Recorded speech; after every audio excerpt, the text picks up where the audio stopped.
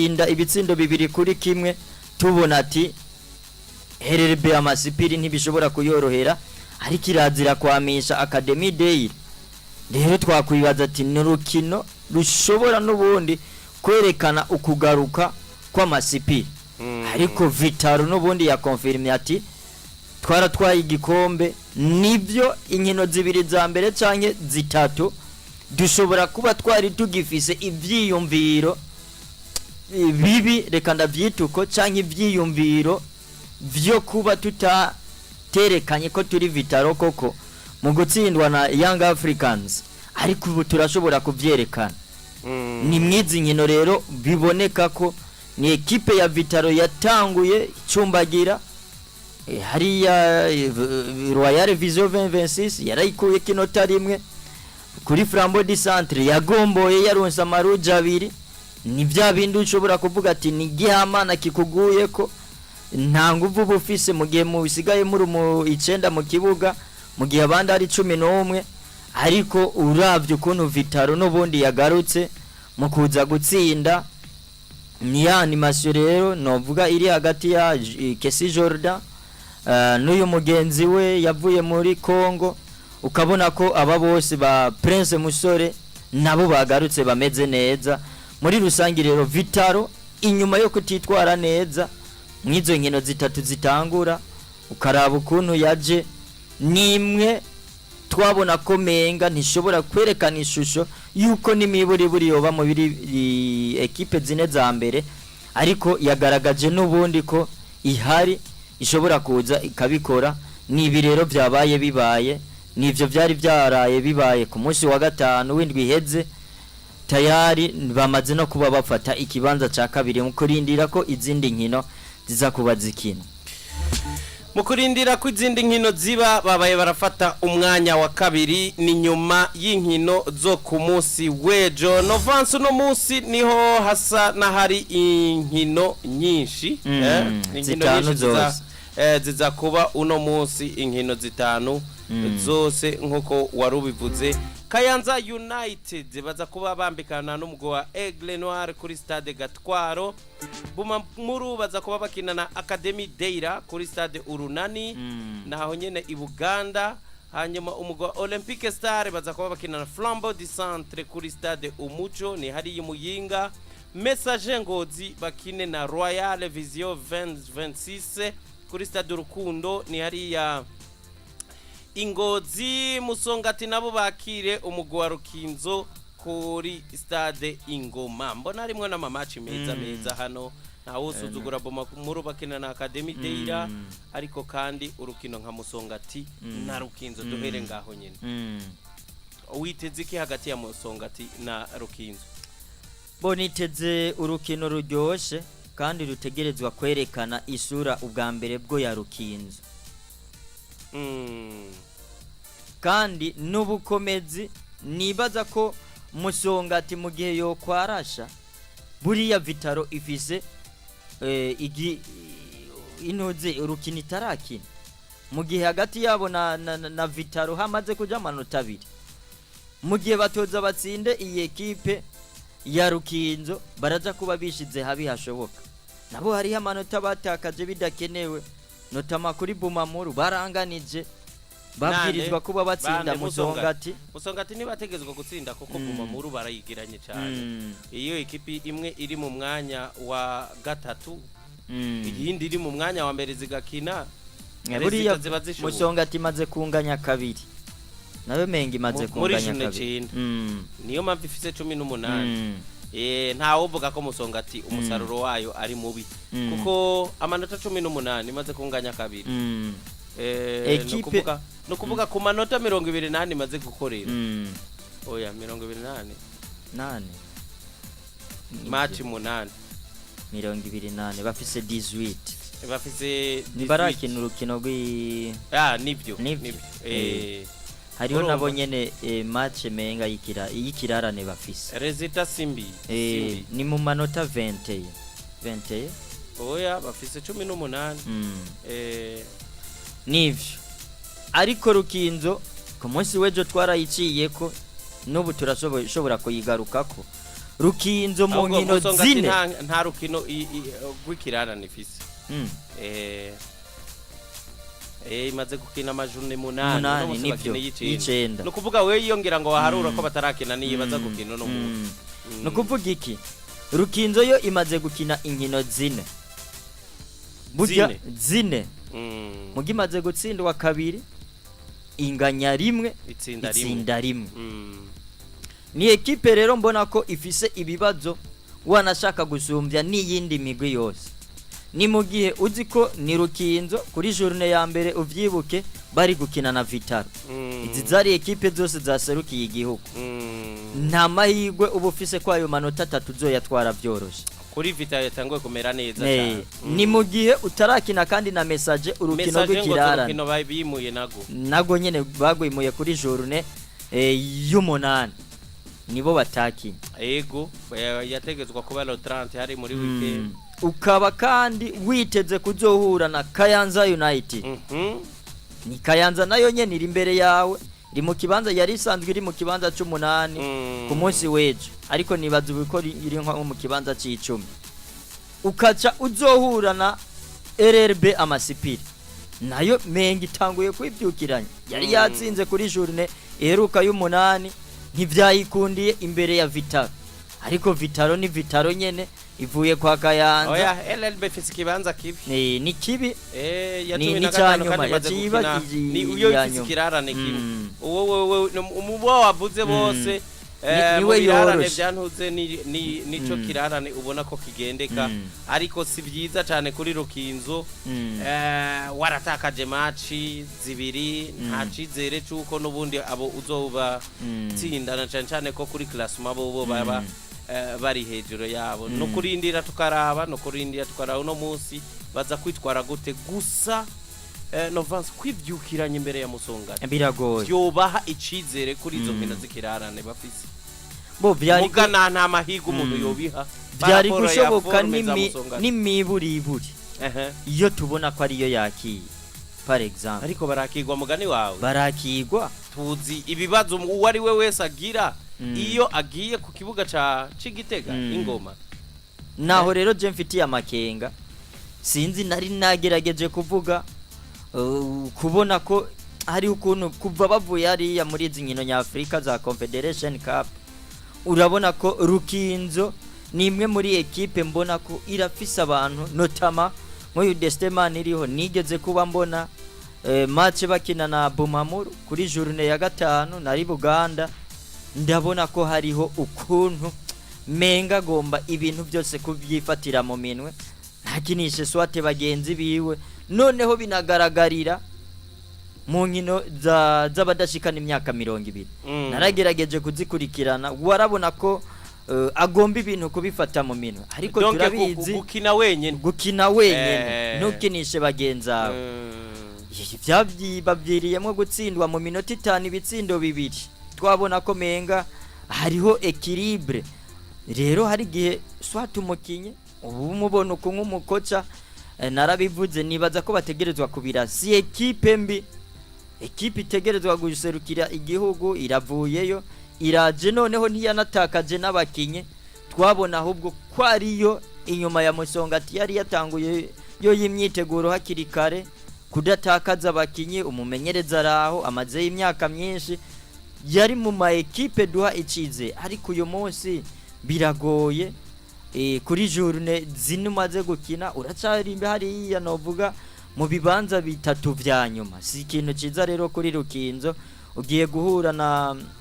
Musongati nayitegerezwa gukonvenka idakonvenkeye muhira idakonvense mwizi nkino za mbere nayo twarabonye mu myaka 2 irangiye nimwe iza gutakaza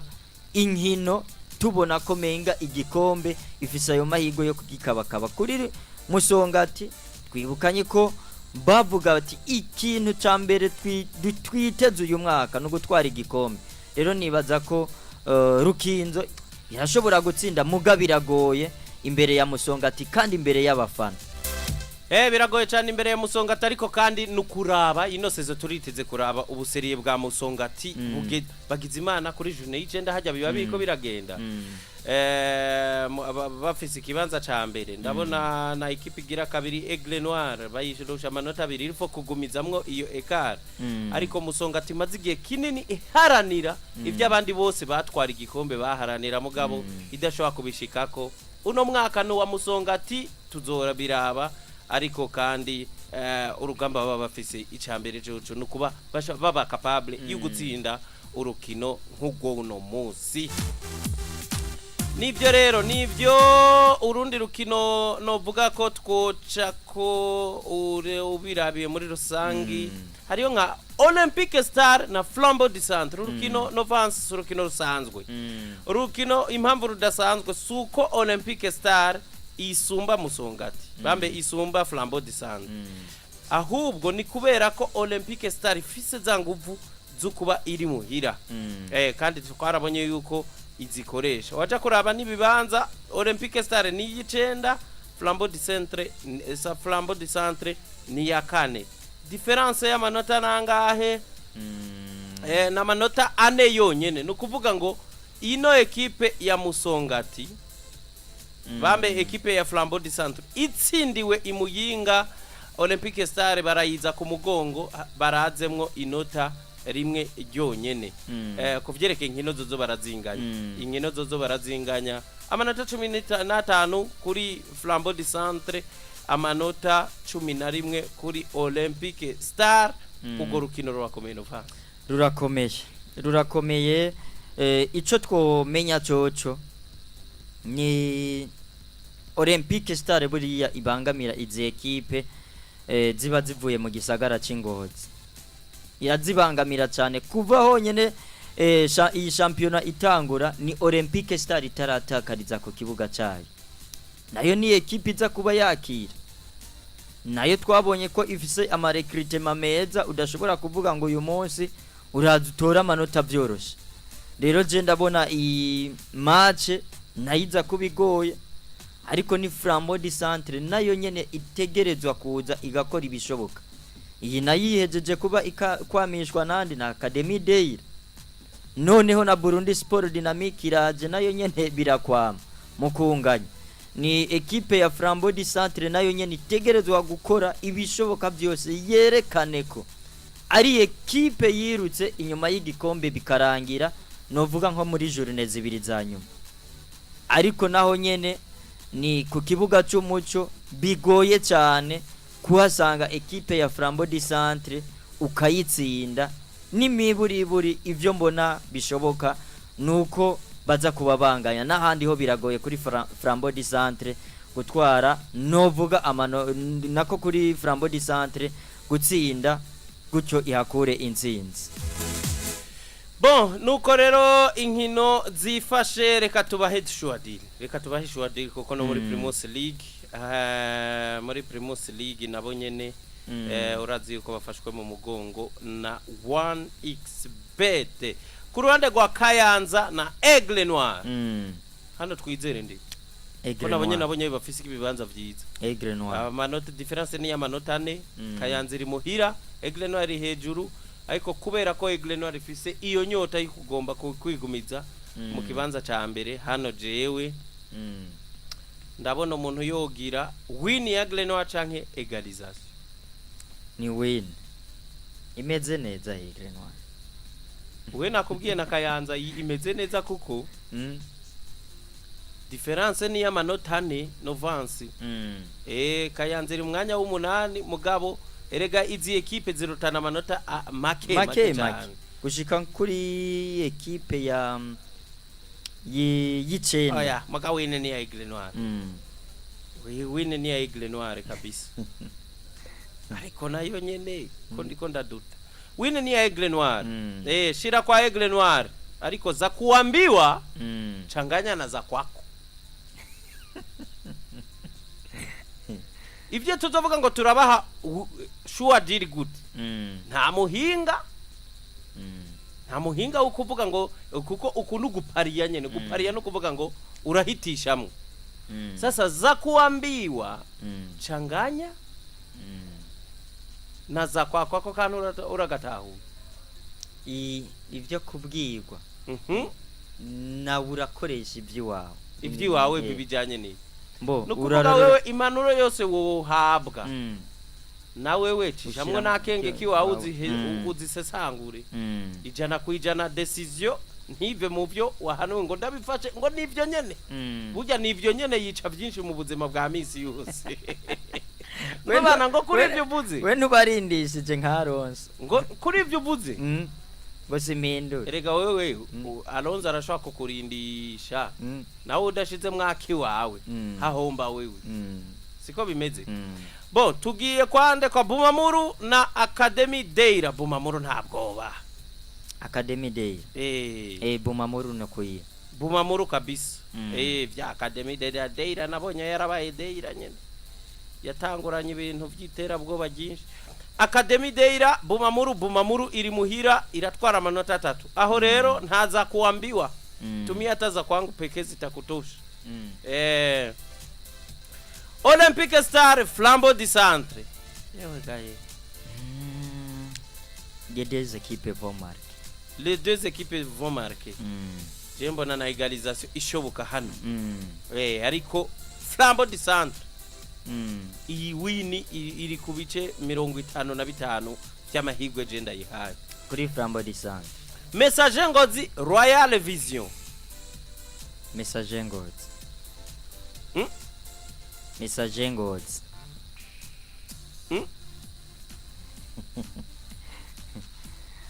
oya ni Messager Ngozi nakareri muhira bisaba kubanza kwiyumvira Musongati Rukinzo Musongati ratsinda atacamira atani gitabara Rukinzo shirako hari aho ni kuri 1xbet tugende ronde ayo mamaci impanuro nizo uzotwibuka ushaka suko Novance kuri 1xbet nk'umufatanya bikorwa mukuru wacu tunamushimira 1xbet yaba ari umuntu yarakwiyicupa benshi bo musororera 1xbet yaba ari umuntu agenda genda ariko nawajya menshi oya arajya mugabo atanga byinshi erega umukire ye yakugiriye neza ihe Novance kapitene w'intamba mu rugamba Saido Berahino umukinyi wa kera wa West Bromwich umukinyi wa kera wa wande wa Stoke City ariya mu Bwongereza. Uyu mugabo yarayatumwe ko inyuma y'imisi myinshi adatumwa ko mu ntamba mu rugamba kuko we yahisemwe kurindira umumenyereza mushasha ari mu bahisemwe kurindira umumenyereza mushasha bati jewe ndayiragije kabisa nabarakora jewe nzoba ndaza umumenyereza mushasha naye ibyago byabaye uyu mukinyi agira imvune ntacitabiriye urukino inkino zibiri intamba mu rugamba bagiye gukina itariki 14 na 17 aho tuzoba dutana mu mitwe n'umugwi wa Senegal n'umugwi wa Malawi. Izi nkino Saido Berahino sihari n'uruhombo rungana gute bo n'uruhombo runini nibaza ko twese twari tumwiteze inyuma yo kuvuga ko atazogaruka umumenyereza Etienne Ndayiragije ahari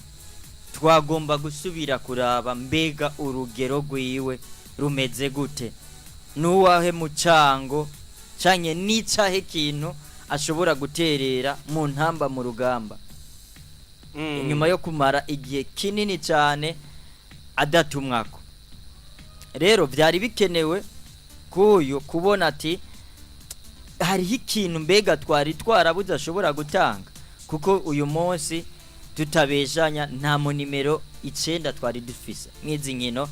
ziheruka zose wanashaka kuva kuri Malawi ijambo rimwe mu bibazo twagize kubura umukinyi nkuyo navyo biri mu byo twovuga hejuru ya experience ayarasanzwe afise ukaba waranizewe ukabura umukapiteni ni byinshi cyane ushobora guta n'impanuro zonyene zirafise ico zomarira bagenzawe. Rero byari bikenewe ko dusubira kumubona none yaje kubagira ikibazo cyo imvune yo mu mugongo bivugwa ko azotumwa ko mu nyuma no kurindira tukaraba nivyo izi nkino ntaco tucera reka ndabivuga uko ntaco tucizeye kuzokuramwo ariko vyari bikenewe turabe icuka gishobora kuba gigiye kuhaba hagati yawe n'umumenyereza mushasha hagati yawe n'abakinyi bagenzi biwe bari basanzwe bari kumwe n'ibintu byinshi twobonye hagati y'uwo mukinyi ndetse n'abari mu bisata bitandukanye uyu munsi twarabonye hagiye ama staff mashasha nibaza ko turahombye muri rusange urabona kandi no ku rundi ruhande hariya kuri nimero 3 uyu Michael Wemais nawe yagize ikibazo c'imvune nyene asubirizwa na musore Prince uyu nawe yaje kuba asubirizwa na Hussein Chaban Chabarara ni ibintu rero bidasanzwe ku mugwi nserukira gihugu